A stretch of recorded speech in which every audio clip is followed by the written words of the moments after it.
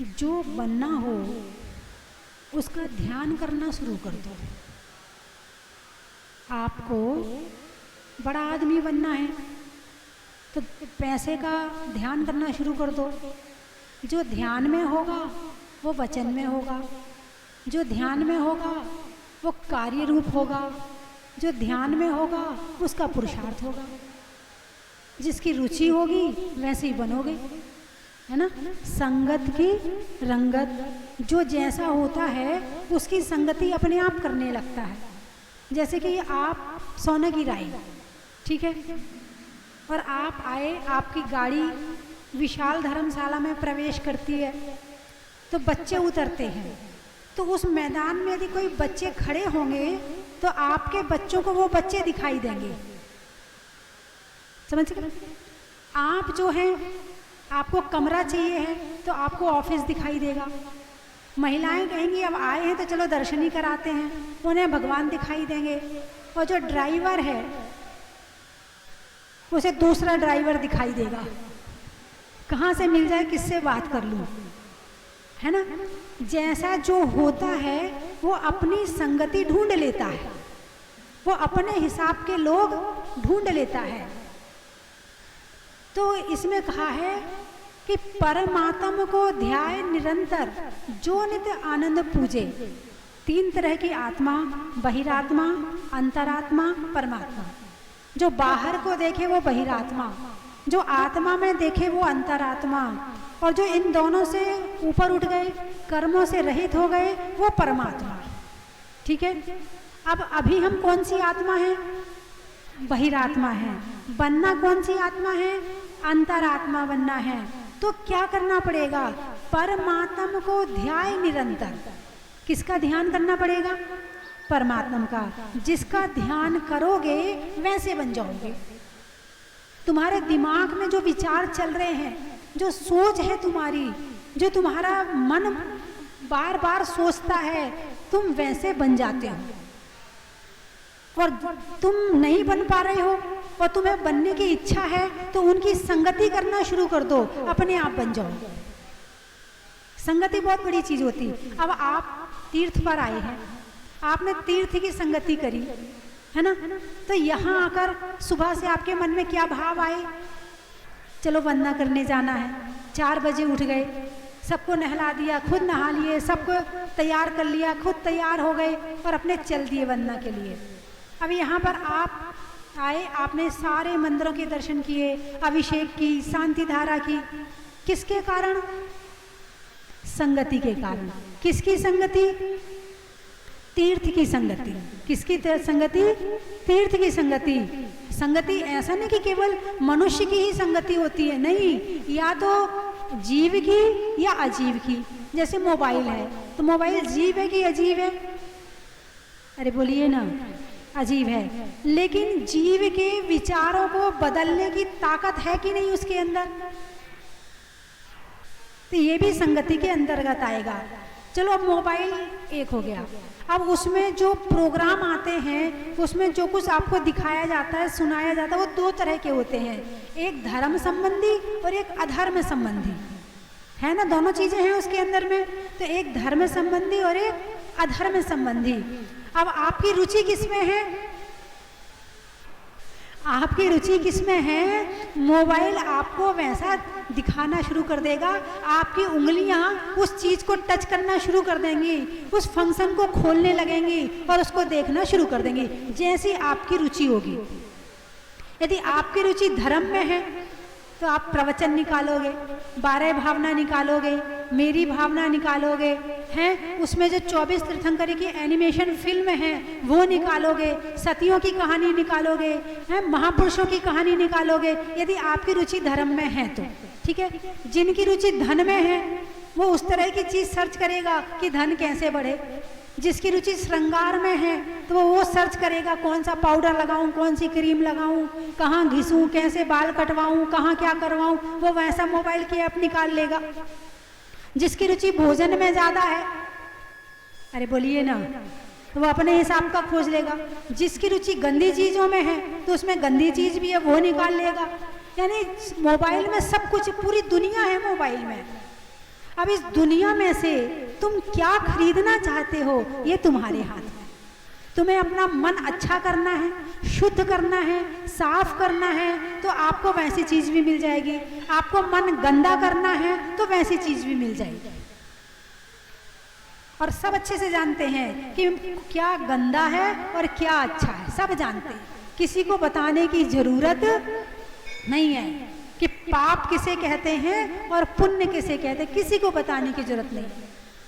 तो वर्तमान समय में लोग सबसे ज्यादा ध्यान किसका करते हैं?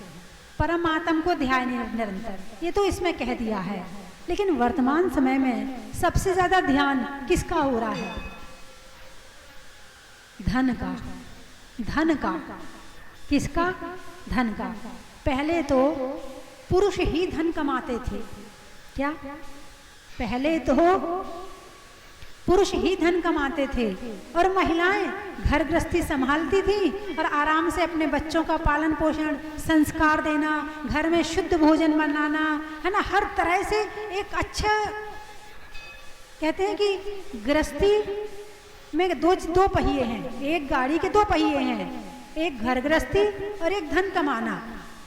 दोनों जरूरी है, दोनों जरूरी है। यदि आप गृहस्थी नहीं संभालती हैं तो आपका स्वास्थ्य खराब, आपके विचार खराब, आपके घर में कलेश, आपके घर में लड़ाई झगड़े, ये सारी चीजें बढ़ जाएंगी और आने वाली पीढ़ी जो संस्कार विहीन हो जाएगी, जो आने वाले बच्चे हैं वो संस्कार रहित हो जाएंगे, क्योंकि आप घर गृहस्थी नहीं संभाल रहे हैं, है ना। और यदि घर गृहस्थी संभालते हैं तो वहां से धर्म की परंपरा भी चलेगी। मान लो आप घर में रहती हैं, घर गृहस्थी संभालती हैं, साधु संत आते हैं, चौका लगाती हैं। साधु संत आएंगे तो घर में चौका लगेगा, बच्चों को भी संस्कार मिलेंगे, है ना।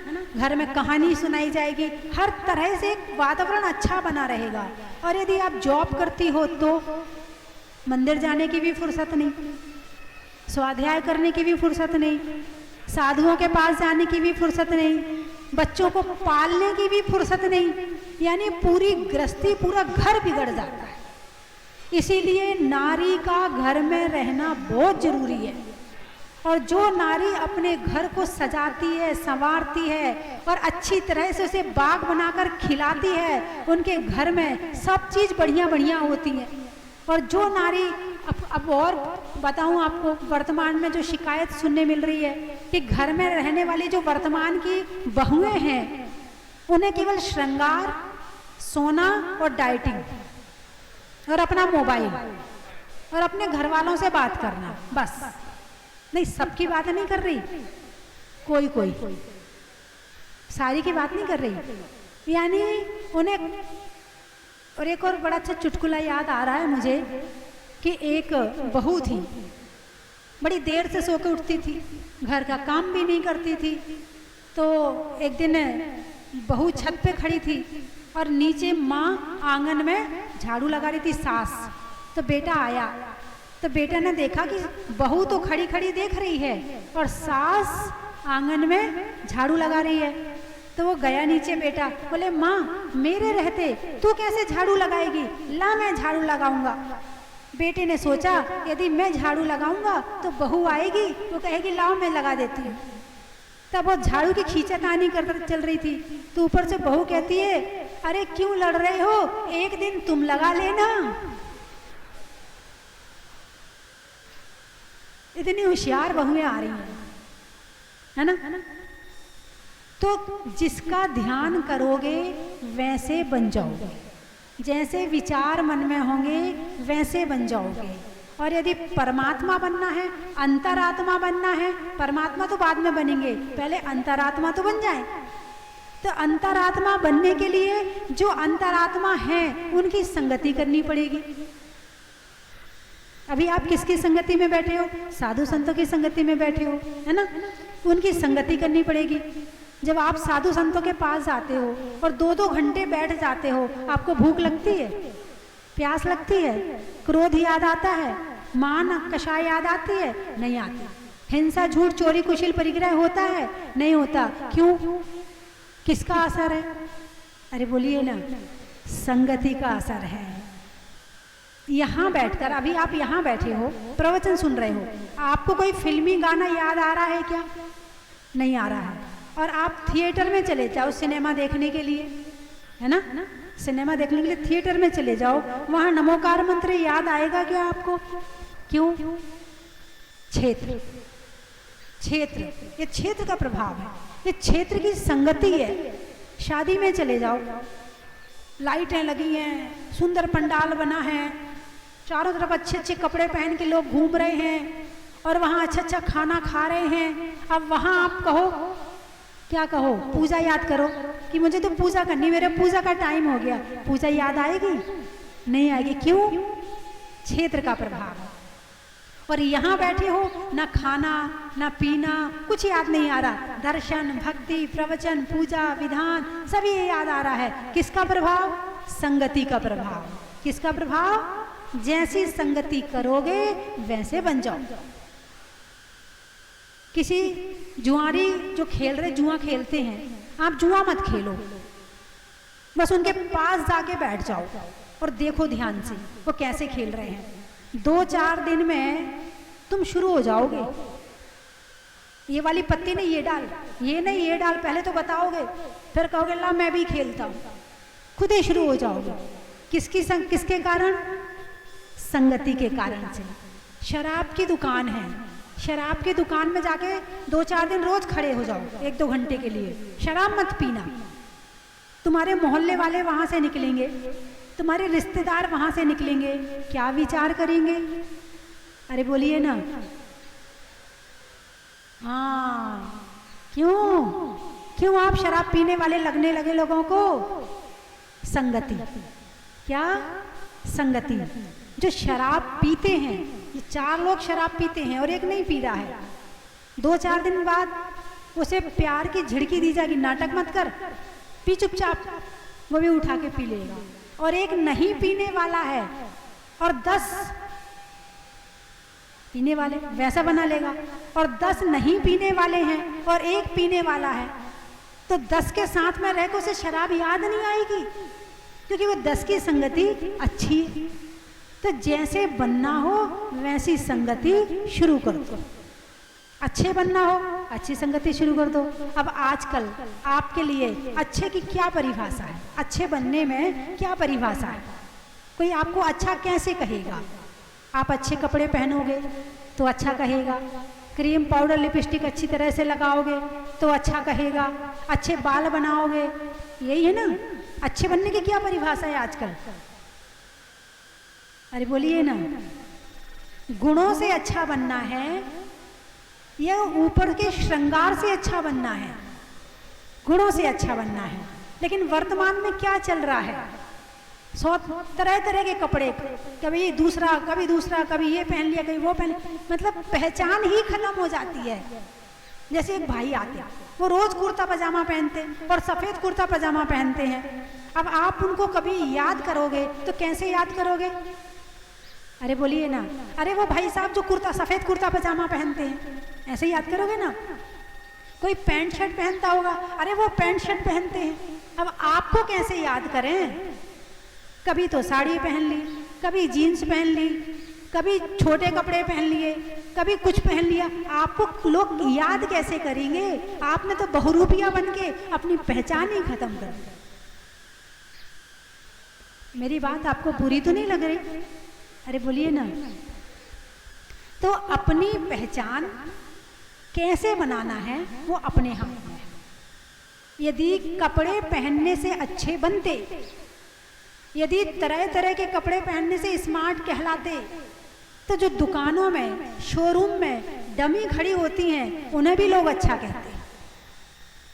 बोलिए हाँ या ना। यदि अच्छी ज्वेलरी पहनने से हम अच्छे बनते, तो उनके जो ज्वेलरी के शोरूम होते हैं उसमें भी डमी रखी होती हैं और वो हार पहन के उन्हें कोई अच्छा नहीं कहता है। तो किससे अच्छा बनना है? गुणों से अच्छा बनना है।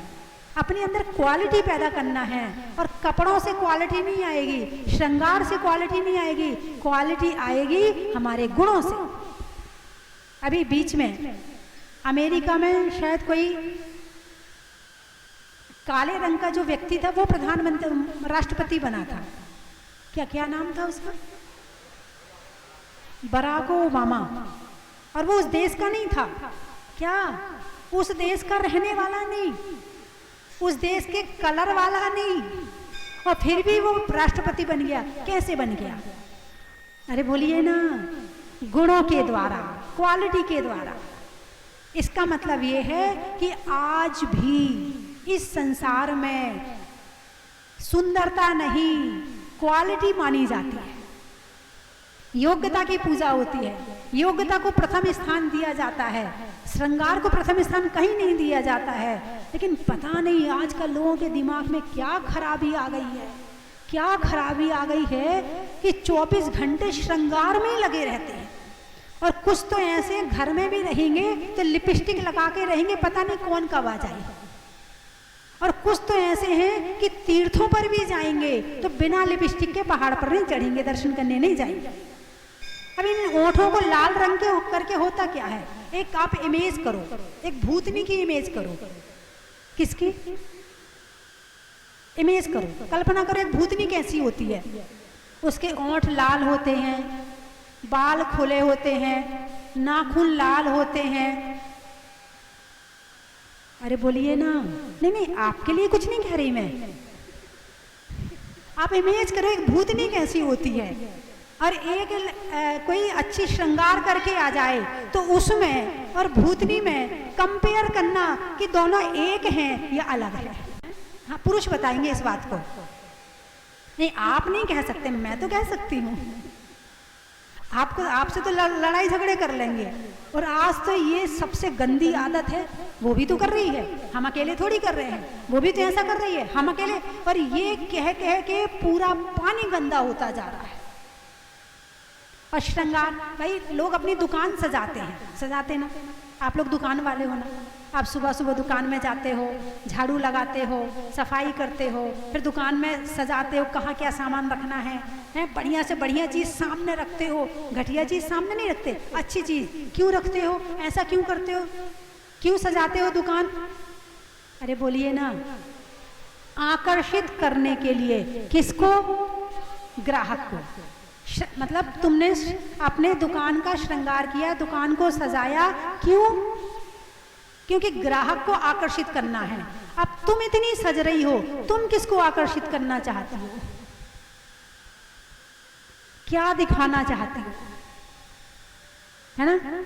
एक बात ध्यान रखना, यदि श्रृंगार के कारण से 24 घंटे हमारा मन, हमारे भाव इसी में लगे रहते हैं तो ध्यान रखना, ऐसा समय भी आ सकता है कि जब हमारी मृत्यु होगी तो मरकर हम उसी शरीर में कीड़ा बन जाएं। ऐसा भी हो सकता है। जिससे प्यार करोगे वो ही बनोगे, जो दिमाग में रहेगा वो ही बनोगे। क्या? परमात्मा को ध्याय निरंतर।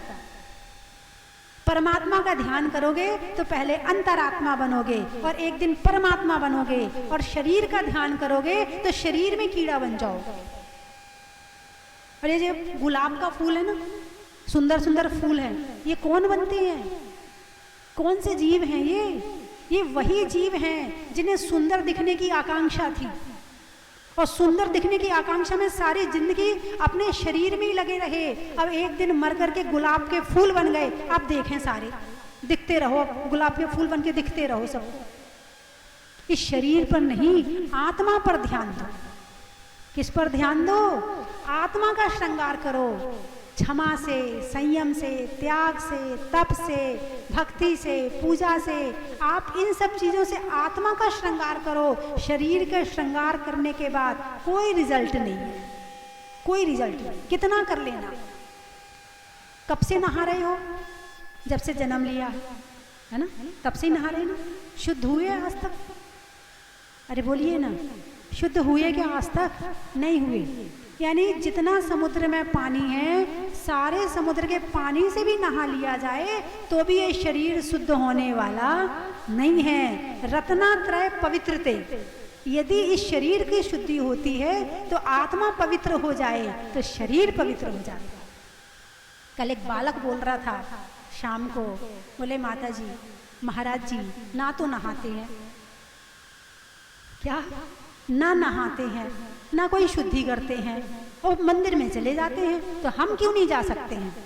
तो हमने उससे कहा, देख भाई, 3 टाइम सामायिक कर, 3 टाइम स्वाध्याय कर, कपड़े उतार, क्या कपड़े उतार, 3 टाइम सामायिक, 3 टाइम स्वाध्याय, 5 महाव्रत का पालन, 5 समिति का पालन है, और 13 प्रकार के चरित्र का पालन, 3 गुप्तियों का पालन, इतना करने लग तू, बस तुझे हम छूट दे देंगे कि तू बिना नहाए मंदिर में चला जा। महाराज जी क्यों नहीं नहाते हैं? जिनकी आत्मा पवित्र है, उनका शरीर पवित्र है। तो आत्मा को अपवित्र करने वाली कौन सी चीजें हैं? क्रोध, मान, माया, लोभ, हिंसा, झूठ, चोरी, कुशील। क्या कुशील को भी लिया है? शील नहीं है जिसके पास, वो कुशील। कुशील और परिग्रह, जिनके दिमाग में ये सारी चीजें चलती रहती हैं, उसको नहाने की जरूरत है। और जिनके दिमाग में ये सब चीजें नहीं हैं, उनको नहाने की जरूरत भी नहीं है, क्योंकि वो अशुद्ध ही नहीं होते। अशुद्ध करने वाली कषाय है, अशुद्ध करने वाले पाप है। बात समझ में है कि नहीं? शरीर को पवित्र करना है तो रत्नात्रय से, सम्यक दर्शन, सम्यक ज्ञान, सम्यक चारित्र। क्या सम्यक चारित्र, इन सब चीजों से आत्मा पवित्र होती है, और जिसकी आत्मा पवित्र है उसका शरीर पवित्र है। अब आप किनकी भक्ति करने आए हो, किनके दर्शन करने आए हो? अरे बोलिए ना, आप दर्शन करने आए हो या दर्शन देने आए हो? देख लो, दर्शन करने आए हो तो आपको खुद को सजने की जरूरत नहीं है। क्या दर्शन करने आए हो ना, खुद को दिखाने थोड़ी आए हो। यदि खुद को दिखाने आए हो तो सज के आओगे, संवर के आओगे, और यदि दर्शन करने आए हो तो इसकी क्या जरूरत है? हम तो दर्शन करने आए हैं, हम तो भगवान की भक्ति करने आए हैं। मंदिर क्यों जाते हैं? दर्शन लेने या दर्शन देने। लेकिन आजकल उल्टा लगता है। क्या आजकल उल्टा लगता है? दर्शन, भाई जा रहे हैं तो जरा ठीक से बन के जाएं, थोड़ा तैयार होके जाएं, कौन सी साड़ी पहनूं, उसकी मैचिंग की चीज भी निकाल लूं, ये भी कर लूं। आप दर्शन देने जा रहे हो या दर्शन करने जा रहे हो? बात गलत है या सही, पहले तो ये बताओ हैं? तो जितने लोग मेरी बात को सुन रहे हैं, चाहे टीवी में सुन रहे हैं, चाहे यहाँ सुन रहे हैं, वो एक बात का संकल्प लें कि जब हम किसी तीर्थ यात्रा में जाएंगे, मंदिर में जाएंगे, तो सजने सज सवर के नहीं जाएंगे, सिंपल होके जाएंगे। बिल्कुल हाथ उठाओ। तीर्थ यात्रा में और केवल मंदिर में, और कहीं नहीं कह रही, केवल मंदिर वहां की बात कर रही हूँ। बहुत अच्छा, जो टीवी में देख रही वो भी हाथ उठा ले, बहुत बढ़िया।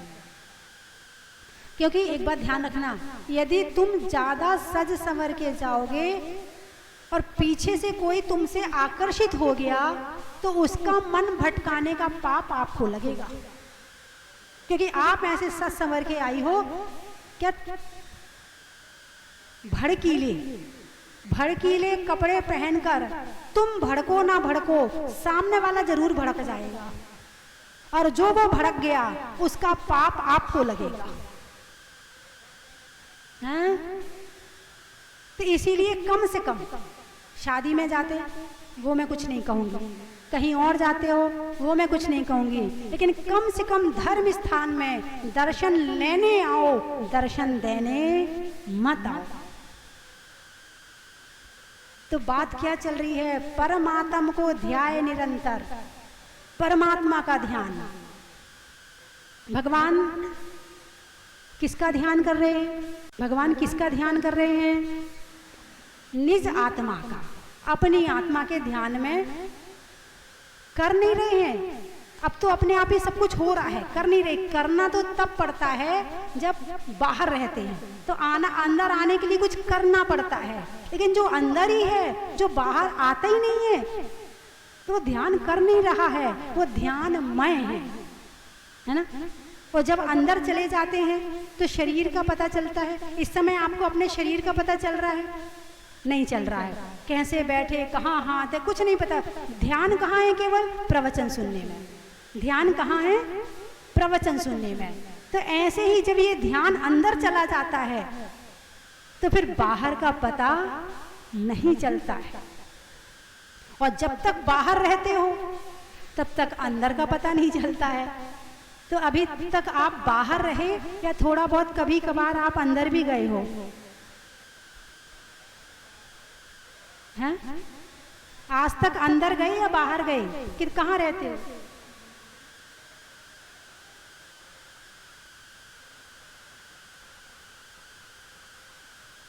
बाहर ही बाहर रहे। एक होता समुद्र, समुद्र के अंदर हीरा मोती होते हैं, वो समुद्र के ऊपर कचरा होता है, लकड़ियाँ होती हैं, पन्नियाँ होती हैं, जितना बाहर का कचरा होता है वो सब समुद्र में ले जाके डाल देते हैं। लाश होती हैं समुद्र के ऊपरी हिस्से में, और समुद्र के अंदर हिस्से में हीरा मोती आदि होते हैं। तो अंदर ध्यान में सुख के हीरा मोती हैं, और बाहर, अरे बोलिए ना, हैं भटक ही रही हैं इच्छाएं, जिसे कहते हैं इच्छाएं भटका रही हैं। कौन भटका रहा है? कभी खाने की इच्छा, कभी देखने की इच्छा, कभी सुनने की इच्छा, कभी किसी चीज इच्छा, एक के बाद एक चाहिए। अब डायमंड सेट चाहिए, घड़ी चाहिए, कपड़े चाहिए, कोठी चाहिए, बंगला चाहिए, गाड़ी चाहिए, ये चाहिए, बस चाहिए बस। और वही बात है, जैसी संगत वैसी रंगत है, जैसी संगत वैसी रंगत। यदि तोता किसी डाकू के डेरे में रहे तो क्या सीखेगा? पकड़ो पकड़ो, मारो मारो, लूटो लूटो, ये करेगा। और वही तोता यदि किसी राजा के यहाँ रहे तो आइए, स्वागत है आपका, विराजमान होइए, अभी राजा आते हैं, इस तरह से बोलेगा। किसका असर है? संगति का असर है।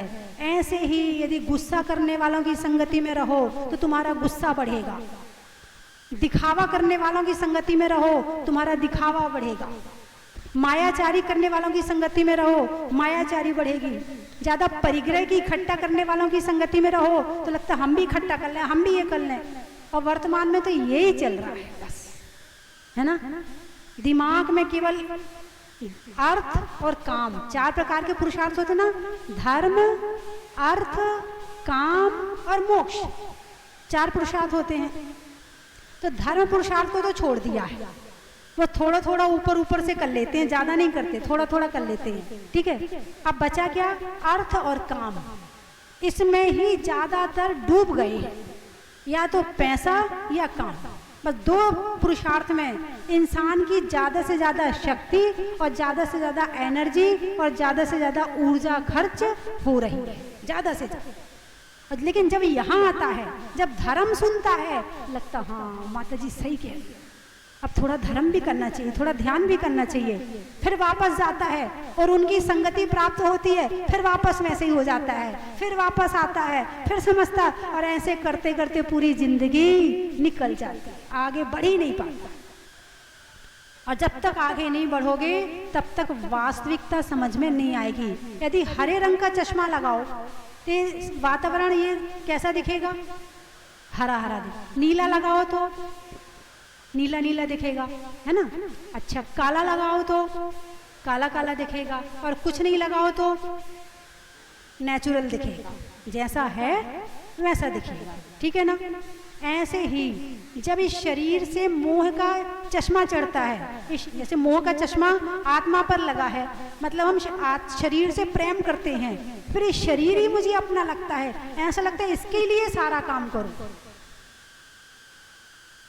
परिवार से मोह है, मतलब परिवार के लिए सब कुछ करो, लेकिन जब अंत समय आता है और जब जाने लगता है, अरे मैं जा रहा हूँ, मेरी आत्मा जा रही है, सारी जिंदगी मैंने खुद के लिए कुछ भी नहीं किया, मैंने दान भी नहीं दिया, मैंने पूजा भी नहीं करी, मैंने भक्ति, ये सब काम मेरे लिए थे वो ही नहीं किया, बाकी मैंने सारी दुनिया के काम करे। एक व्यक्ति ने सारी जिंदगी खूब धन कमाया, और तो पहले के समय बैंक नहीं होते थे, तिजोरियां भी भाई सब घरों में नहीं होती थी, बहुत कम लोगों के यहाँ, राजा के यहाँ होती थी। तो उसने क्या किया कि दीवार खोद के और उसमें धन गाड़ दिया और ऊपर से दीवार में मिट्टी लगा दी। अब अंत समय आया तो अब वो मरने लगा और मरते समय उसकी मुंह की आवाज़ चली गई, बोला ना जाए, कुछ ना किया जाए, उससे उठा ना जाए, बैठा ना जाए, हाथ ना हिलाया जाए। अब सोचता है, अब जब आदमी मौन होता, मुंह बंद होता है ना, तभी दिमाग अपने लिए चलता है। जब तक मुंह बोलता है ना तो दिमाग दूसरों के लिए चलता है, और जब मौन होता है तो फिर अपने लिए सोचते हैं कि हमें भी कुछ करना है। इसीलिए कम से कम 1-2 घंटा मौन जरूर लेना चाहिए। जो मौन लेना सीख लेता है वो अपने अंदर जाना भी सीख जाता है, वो सामायिक भी करता है। और सामायिक ही एक ऐसी चीज है जिसमें अंदर जाने की प्रक्रिया होती है। जो सामायिक नहीं करता है वो खुद से जुड़ ही नहीं पाता है। अब उसका मुंह बंद हो गया, अब वो इशारा करे हूँ दीवार की तरफ, वहां धन रखा है, वहां इधर, वहां दे देना, वहां दे देना, वहां दे देना, इशारा करे हूँ। अच्छा, वहां दीवार में चित्र लगाना है, कौन कह रहा? बेटे कह रहे हैं। अच्छा, लगा देंगे पिताजी, आप जब जाओगे ना तो आपका चित्र उस दीवार में लगा देंगे।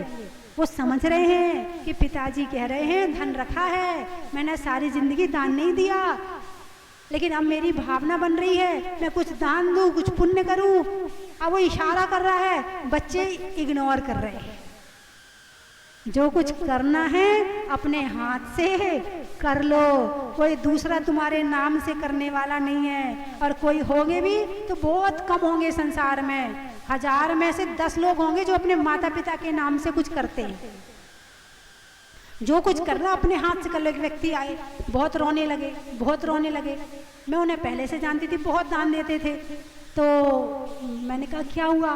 बोले माताजी मेरा यहाँ दान देने के भाव बन रहे हैं, सारा का सारा जितना दुकान का पैसा वैसा है, जो भी काम है, सब बेटों ने अपने हाथ में ले लिया है। अब वो मुझे दान नहीं देने देते। भाई दान दोगे तो हमारी तो कम हो रहा है। बच्चे दान, हाँ आजकल के बच्चों में दान की परंपरा कम है। खुद के सजने संवरने के लिए, कपड़ों के लिए हजारों खर्च कर लेंगे, लेकिन दान देने के लिए उनके हाथ से नहीं निकलता है। आने वाली पीढ़ी दान बहुत कर रही है। अभी जो दान चल रहा है वो हमारी पुरानी पीढ़ी का चल रहा है, जिनने लाइट नहीं देखी थी, जब शुरू में थे लाइट नहीं थी, चक्की देखी, कुएं का पानी, वो पीढ़ी अभी दान कर रही है। अभी जो वर्तमान पीढ़ी है इसके अंदर तो खुद के प्रति आसक्ति है, खुद के खाने में, खुद के सजने में, इसके लिए ज्यादा आसक्ति है। धर्म के प्रति रुझान कम है उसका। तो जो कुछ करना है, जब तक हाथ पांव चल रहे हैं, ध्यान कर लो, भक्ति कर लो, पूजा कर लो, दान कर लो, और भाव बन जाए तो दीक्षा ले लो। बाद का कुछ भी पता नहीं है। तो बंधुओं, जैसा बनना हो वैसी संगति शुरू करो, ठीक है? हाँ या ना? आज से मोबाइल में क्या देखोगे? प्रवचन, भजन, 24 तीर्थंकर की जो उसमें चित्र हैं वो, ये सब चीज़ें देखोगे। तो फिर आप फेसबुक तो नहीं चलाओगे, उसमें भी धर्म आ जाता है। उसमें धर्म ज़्यादा होता है, थोड़ा होता है, वैसा आता है बहुत बढ़िया। तो आप कोशिश करना कि आप जो भी संगति करो वो आपको सही मार्ग पर ले जाने वाली हो, भटकाने वाली ना हो, है ना? मैं 3 चीजें बोलूंगी, आपको कहना है, बड़ा ही महत्व है। लिखने में खत का, मकान की छत का, और संगत की रंगत का, पहाड़ों पर झरने का, भव से तरने का, और अच्छी अच्छी संगति करने का, शरीर में कान का, रहने में मकान का, और मंदिर जी में भगवान का, सलाइयों में सूजा का, मिठाइयों में घूसा का, और भगवान की पूजा का।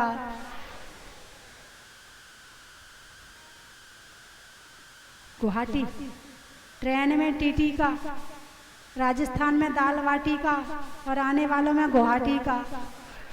भागचंद जी गुवाहाटी से आए हैं और जहाजपुर में इन्होंने बहुत अपना तन, मन और धन तीनों लगाया है वहाँ पर। और वहाँ पंच कल्याणक में भी आप इंद्र बने थे, यानी ऐसा कोई कार्यक्रम नहीं था जिसमें भागचंद जी की उपस्थिति ना होती। पूरा परिवार, इनके बच्चे, इनके नाती पोते सब जुड़े हुए हैं वहाँ जहाजपुर से। और आज यहाँ भी बोली लेके शांति धारा की। और मेरे भाव हैं कि सहस्त्रकूट में आप एक प्रतिमा विराजमान जरूर करना, ठीक है। चलो एक प्रतिमा भागचंद जी की तरफ से, यहाँ जो सहस्त्रकूट बन रहा है उसमें 1008 प्रतिमा विराजमान की जाएंगी। और ज़्यादा राशि नहीं है, मात्र 1,11,000 और 3 साल में देनी है। आप थोड़ा थोड़ा इकट्ठा करके भी देना चाहोगे तो भी आपका काम हो जाएगा, है ना। तो यदि आप 3 साल वाले भी हैं, दिन में यदि 100 रुपये 200 रुपये दुकान में एक गुल्लक रख लो, उसमें रोज़ निकालते जाओ। किसके नाम से? प्रतिमा के नाम से। किसके नाम से? भगवान के नाम से। तो आपकी तरफ से प्रतिमा भी विराजमान हो जाएगी। और अपने जीवन में एक प्रतिमा विराजमान तो जरूर करना ही चाहिए। और ऐसे सिद्ध क्षेत्र पर विराजमान करने के लिए मिले तो फिर क्या कहना है। सिद्ध क्षेत्र 5.5 करोड़ मुनि मोक्ष गए यहाँ से और चंदा प्रभु भगवान का समो शरण आया। ऐसे पवित्र पर्वत पर यदि प्रतिमा विराजमान हो जाए उसका अतिशय ही कुछ और होता है ना। तो भाव बने आप लोगों के? अरे बोलिए ना, बने हैं? आपके तो बन गए, आपका तो नाम बोल ही दिया मैंने, है ना। और किसी के भाव बने हो? हाँ, अपने लिए तो 25-25 हजार की साड़ियाँ खरीद लेते हैं, मगर एक प्रतिमा विराजमान करने के लिए सोचना पड़ता है ना। चलिए, और कहाँ से आए हैं? गाजियाबाद। खेत में खाद का, नहीं होने में विवाद का, और आने वालों में गाजियाबाद का। रहने के लिए धरा का, रंगों में हरा का, आने वालों में वसुंधरा का। गाने में सुर का, पशुओं में खुर का, और आने वालों में ललितपुर का। पानी में गागर का, शैली में नागर का, और आने वालों में सागर का। भोपाल। गर्मी में रुमाल का, पूछने में हाल का, और आने वालों में भोपाल का। सूरत। मनुष्यों, प्रभु की मूरत का, मनुष्यों की जरूरत का, और आने वालों में सूरत का। जोर से बोलो। लखनऊ। अच्छा। त्रेंचों में काऊ का, बाल कटाने में नाऊ का, और आने वालों में लखनऊ का। मुंगावली। तपस्या में बाहुबली का, फूल में कली का, और आने वालों में मुंगावली का। प्रभु के दर का, पक्षी में पर का, और आने वाले में बरुआ सागर का। आम की बौर का, खाने में कौर का, और आने वालों में इंदौर का। रिश्तों में ससुर का, देवों में असुर का, और आने वालों में परतापुर का। सोने के लिए निशा का, मिलने में अच्छी दिशा का, और आने वालों में विदिशा का। भिंड। पापों के खंड खंड का, है ना। और बुढ़ापे में दंड का, दंड यानी डंडा, और आने वालों में भिंड का। अनाज में चना का, गर्मी में पन्ना का, आने वालों में गुना का। गाने में सुर का, गाँवों में पुर का, और आने वालों में गणेशपुर का। जतारा। आकाश में तारा का, लगाने में नारा का, और आने वालों में जतारा का। अच्छा। नहीं होने में किचकिच का, नहीं होने में किचकिच का, और होने में रिच का, और आने वालों में वैराइच का। बोलिए 24 भगवान की।